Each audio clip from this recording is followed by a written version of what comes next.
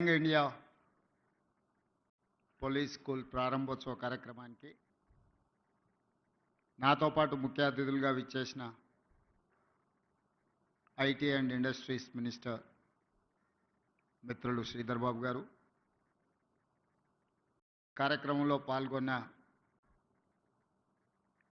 శాసన మండలి chief whip పట్నం మహేందర్ రెడ్డి గారు, స్థానిక పార్లమెంట్ సభ్యులు కొండ విశ్వేశ్వరరెడ్డి గారు, స్థానిక శాసనసభ్యులు మిత్రులు ప్రకాష్ గౌడ్ గారు, చేవెళ్ళ శాసనసభ్యులు యాదయ్య గారు,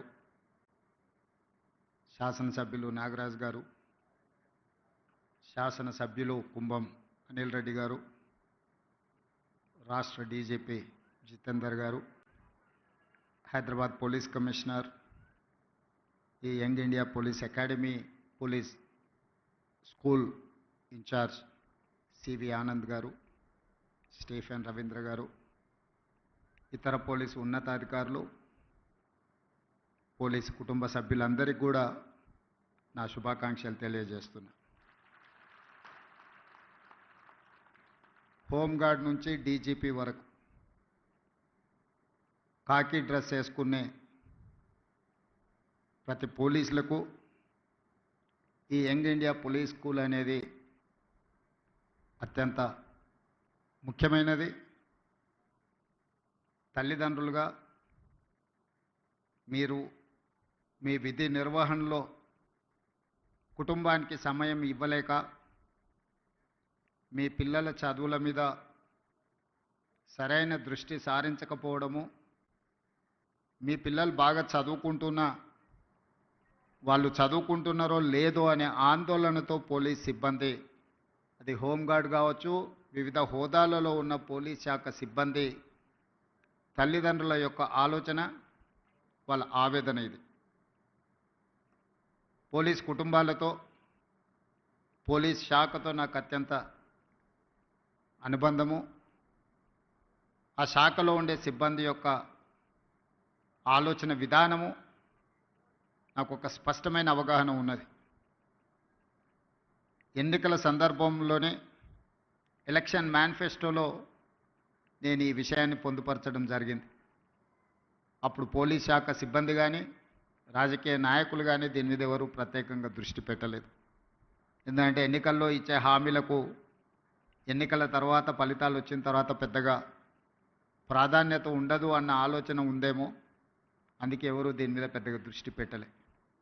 కానీ దేశ స్వతంత్రం వచ్చిన తర్వాత మొట్టమొదటి ప్రధానమంత్రి పండిత్ జవహర్లాల్ నెహ్రూ గారు ఈ దేశం యొక్క సమస్యను, భవిష్యత్ తరాల యొక్క అవసరాలను గుర్తించి ఆనాడు పండిత్ జవహర్లాల్ నెహ్రూ గారు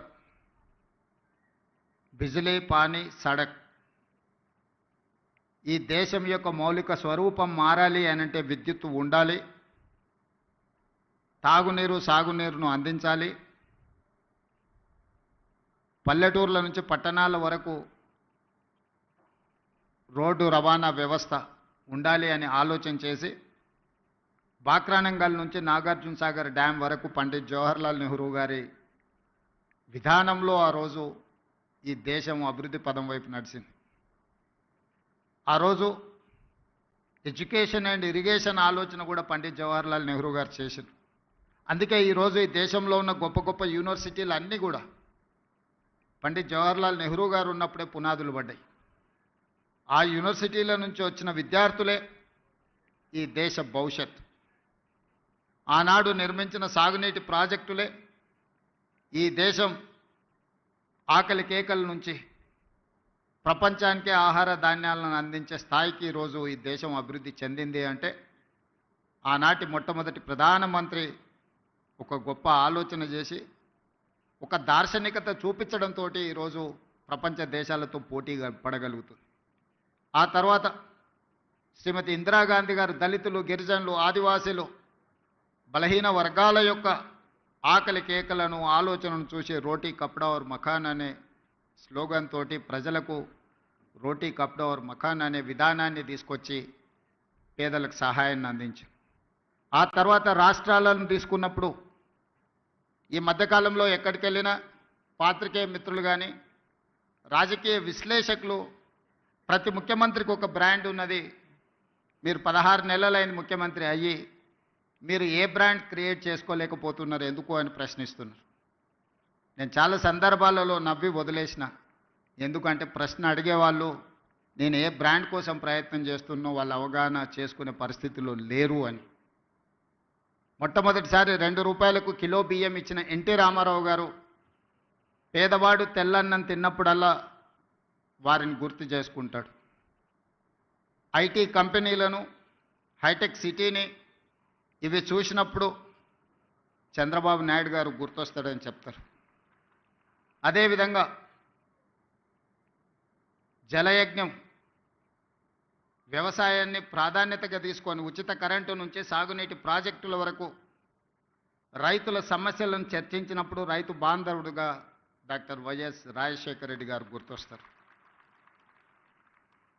సరే, ఇంకొంతమంది కొన్ని రకాలుగా కొన్ని బ్రాండ్స్ క్లెయిమ్ చేస్తూ ఉంటారు. ఉద్యమకారులమని, తెలంగాణ ప్రదాతలమని. వాళ్ళ గురించి నేను పెద్దగా చర్చించదలుచుకోలేదు. మరి మీరు ఏ బ్రాండ్ లేకుండానే అన్నోటీస్డ్ చీఫ్ మినిస్టర్గా మీరు రావడం పోవడం జరుగుతుందా అని చెప్పి విశ్లేషకులు, శ్రేయోభిలాషులు అడుగుతున్నారు. నేను ఒక మాట చెప్పదలుచుకున్న ఈ వేదిక మీద నుంచి విశ్లేషకులకు, విమర్శకులకు,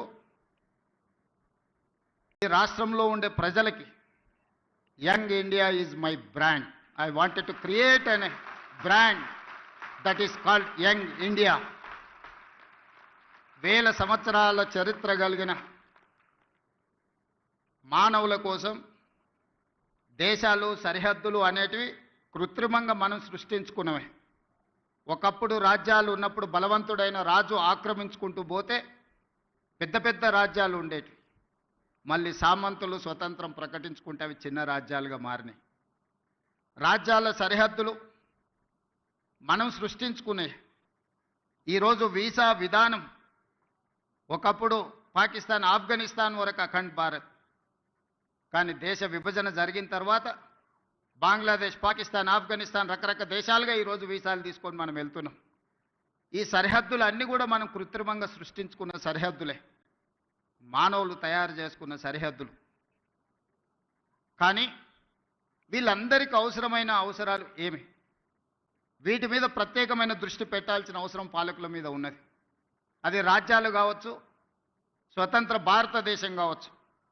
భారతదేశానికి స్వతంత్రం వచ్చి 75 సంవత్సరాలు పూర్తి చేసుకున్నామంటే this is one of the youngest country in the world. స్వతంత్ర భారతదేశంగా 75 సంవత్సరాలు అనేది చాలా చిన్నది. మనం పురాణాలను విన్నప్పుడు, చరిత్రలు చదివినప్పుడు 1000 సంవత్సరాల చరిత్ర గురించి మాట్లాడుకుంటున్నాం, చర్చించుకుంటున్నాం. 1000 సంవత్సరాల చరిత్రలో 75 సంవత్సరాలు అనేది ఒక చిన్న ప్రయాణం మాత్రమే. ఈ చిన్న ప్రయాణంలో ఎంతోమంది ప్రధానమంత్రులు, ముఖ్యమంత్రులు, మంత్రులు రకరకాలుగా వచ్చిండ్రు. కానీ కొద్దిమంది మాత్రమే చరిత్రలో నిలబడ్డారు. ఆ కొద్దిమంది చరిత్రలో తీసుకున్న నిర్ణయాలు చరిత్రనే మలుపు తిప్పే విధంగా రాష్ట్రాలు, దేశాలు అభివృద్ధి పదం వైపు నడిచినాయి. క్లోజ్డ్ ఎకానమీ నుంచి open economy, liberalisation, privatisation, globalisation.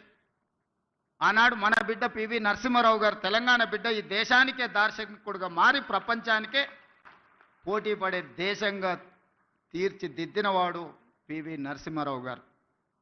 ఈరోజు దేశంలో ఎవరికి ఇష్టం ఉన్నా లేకపోయినా, వారికి నచ్చినా నచ్చకపోయినా పివి నరసింహారావు గారి పేరు తీసుకోకుండా లిబరలైజేషన్, ప్రైవేటైజేషన్, గ్లోబలైజేషన్, ప్రపంచ దేశాలతో భారతదేశం పోటీ పడుతున్న విషయాన్ని ప్రస్తావించలేరు. అది వారి యొక్క విజ్ఞత. ఈ పరిణామ క్రమంలో ఈరోజు ఇక్కడ ఉన్న ఐఏఎస్, ఐపీఎస్ అధికారులతో పాటు ఇక్కడికి వచ్చిన అందరినీ నా సూటి ప్రశ్న, మన భవిష్యత్ తరాలకు ఏం అవసరం ఉందో ఆ ప్రణాళికలు సిద్ధం చేయడమే పాలకులుగా మా మీద ఉన్న బాధ్యత. ప్రజలు మాకు ఇచ్చిన అధికారం మీ మీద పెత్తనం చెలాయించడానికి కాదు. ప్రజలు ఇచ్చిన అధికారం ప్రజలకు ఉపయోగపడాలి. ప్రజల శ్రేయస్సు కోసం మేము విధి విధానాలను సృష్టించాలి. ఆ విధి విధానాలు భవిష్యత్ తరాలకు ఉపయోగపడాలన్న ఆలోచనే మా ప్రభుత్వం యొక్క ఆలోచన, ప్రజాపాలన యొక్క విధానం అని చెప్పి నేను ఈ సందర్భంగా చెప్పదలుచుకున్నాను. అందుకే ఈరోజు ఒక్కొక్కరికి ఒక బ్రాండ్ ఉంది అనేదైతే అంటున్నారు, ఈరోజు నా బ్రాండ్ యంగ్ ఇండియా. అందుకే ఈరోజు యంగ్ ఇండియా స్కిల్స్ యూనివర్సిటీని మనం మొదలు పెట్టుకున్నాం. యంగ్ ఇండియా స్పోర్ట్స్ యూనివర్సిటీని మనం మొదలు పెట్టుకుంటున్నాం. యంగ్ ఇండియా స్పోర్ట్స్ అకాడమీని మనం మొదలు పెట్టుకుంటున్నాం. నేను సౌత్ కొరియా విజిట్ చేసిన ఈ మధ్యకాలంలో మా మిత్రుడు శ్రీధర్ బాబు గారితో. హార్డ్లీ ఆ దేశం యొక్క జనాభా 10 to 12 మిలియన్స్. అంటే మన హైదరాబాద్లో ఎంత జనాభా ఉన్నారో ఆ దేశం మొత్తం జనాభా 1,20,00,000 మంది. కానీ ఒలింపిక్స్లో 32 మెడల్స్ వచ్చినాయి వాళ్ళకు. భారతదేశానికి గోల్డ్ మెడల్ గుండు 0. 140 కోట్ల జనాభా ఉన్న భారతదేశం ఒలింపిక్స్లో ఒక గోల్డ్ మెడల్ కూడా తేలేదు అని అంటే ఈ దేశం నిజంగా నిశితంగా ఆలోచన చేయాల్సిన అవసరం ఉన్నదా లేదా ఈరోజు పాలకులు ఆలోచన చేయాలి. ఒక చిన్న దేశం. నేను అక్కడ సౌత్ కొరియన్ స్పోర్ట్స్ యూనివర్సిటీ ఒక 30 acres క్యాంపస్, జస్ట్ ఆ స్పోర్ట్స్ అకాడమీని నేను చూడడానికి వెళ్తే అక్కడ ఒక అమ్మాయి కలిసింది నాకు. ఆ అమ్మాయి ఆర్చరీలో 3 గోల్డ్ మెడల్స్ సాధించింది.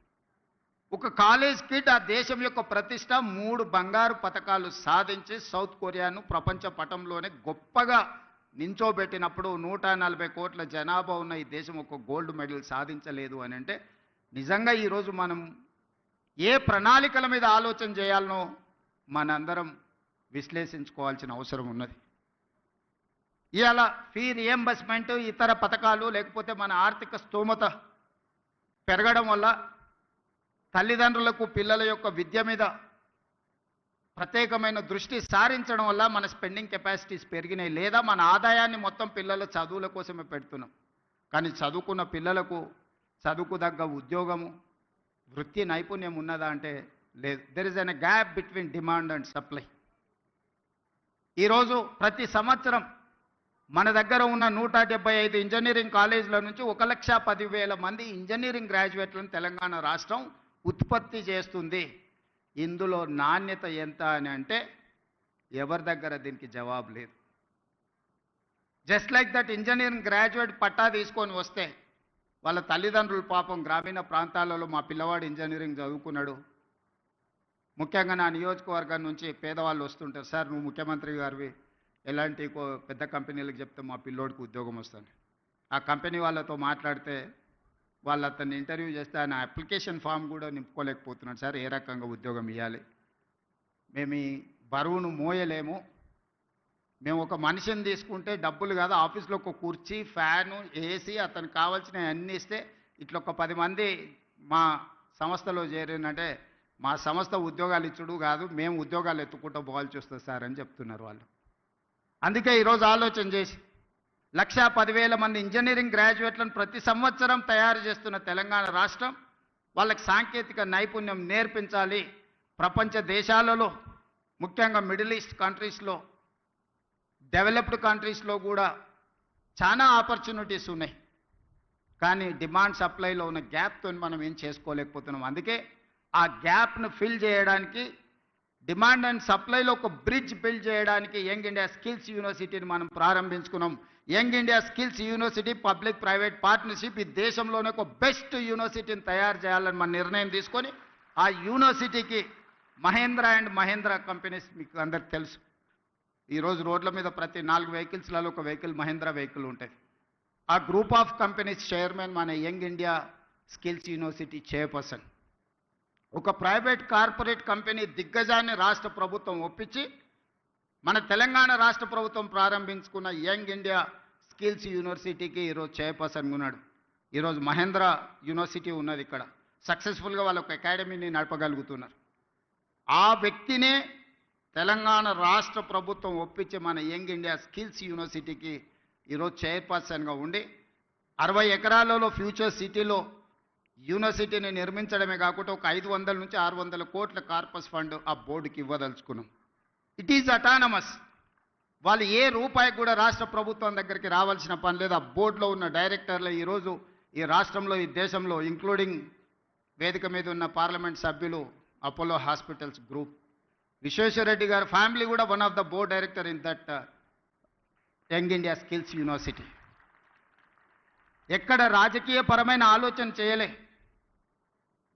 దిగ్గజాలుగా రాణించిన వాళ్ళని బోర్డ్ ఆఫ్ డైరెక్టర్స్గా తీసుకున్నాం. రెడ్డి ల్యాబ్స్ కావచ్చు, అరబిందో కావచ్చు, ఇట్లాంటి కార్పొరేట్ కంపెనీలు సక్సెస్ స్టోరీ ఉన్నోళ్ళు మన young India skills university board of డైరెక్టర్స్గా ఉన్నారు. ఆ బోర్డ్ ఆఫ్ డైరెక్టర్స్కి చైర్పర్సన్గా ఆనంద్ మహేంద్ర ఉన్నాడు. ఈరోజు అదొక సక్సెస్ స్టోరీ కింద ప్రపంచానికే ఒక ఆదర్శంగా స్కిల్ డెవలప్మెంట్లో మనం ఇంతకుముందు స్కిల్స్లో మీకు డిప్లొమా ఉంది, సర్టిఫికెట్ కోర్స్ ఉంది, కానీ డిగ్రీ లేదు. ఇప్పుడు మన యూనివర్సిటీ నుంచి డిగ్రీ ఇస్తున్నాం. ఎందుకంటే వాళ్ళు ఫ్యూచర్లో వాళ్ళు మాస్టర్స్ చదవాలంటే డిగ్రీ సర్టిఫికెట్ లేకపోతే వాళ్ళు ఫర్దర్గా చదవలేరు. అందుకే ఆలోచన చేసి ఆ యంగ్ ఇండియా స్కిల్స్ యూనివర్సిటీలో చదువుకున్న వాళ్ళకు 4 years కోర్స్ కంప్లీట్ చేస్తే వాళ్ళకు డిగ్రీ సర్టిఫికెట్ ఇచ్చి ఇతర దేశాలలో మాస్టర్స్ చదువుకోవడానికి వాళ్ళకు అవకాశం కల్పించినాం. థియరీనే కాకుండా 50% ఆఫ్ ద అకాడమిక్ టైంలో ప్రాక్టికల్స్ ఆయా కార్పొరేట్ కంపెనీలే డైరెక్ట్గా తీసుకొని వాళ్ళ కంపెనీలలో వాళ్ళకి ట్రైనింగ్ ఇచ్చి డైరెక్ట్ రిక్రూట్మెంట్.